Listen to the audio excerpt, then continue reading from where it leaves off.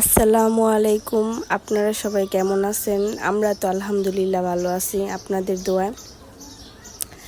আপনারা সবাই কেমন আছেন আমাকে জানাবেন। আজকে আমি একটা রেসিপি নিয়ে আসছি, কাবাব রেসিপি। তো দেখেন আমি কিভাবে কাবাবটা বানাই।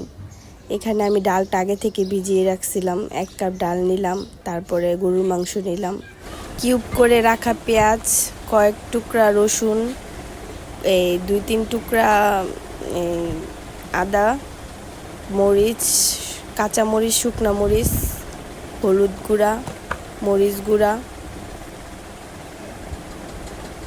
লবণ।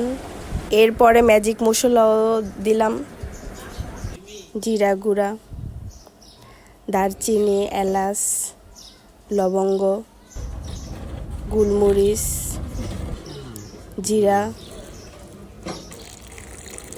তারপরে আমি একটু হাত দিয়ে মাখিয়ে পানি দিয়ে দিব।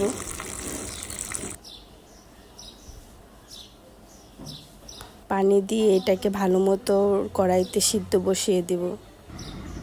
এটা ভালো মতো সিদ্ধ হওয়া পরে এই যে দেখতেই পারতেছেন আপনারা, সিদ্ধটা হয়ে গেছে আমার। এখন আমি ব্লেন্ডারে দিয়ে ব্লেন্ড করে নেব।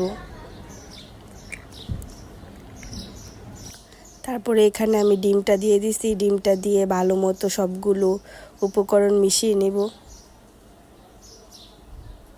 মিশানোর পর এগুলাকে আমি কড়াইতে তেল দিয়ে তারপরে গোল গোল করে কাবাব শেপ করে এখানে আমি ভেজে নেব কাবাবগুলা।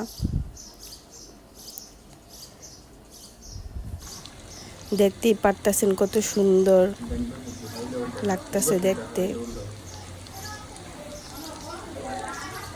আপনারা বাসায় ট্রাই করবেন আর আমাকে সবাই ফলো করবেন, লাইক করবেন, কমেন্ট করবেন, শেয়ার করবেন।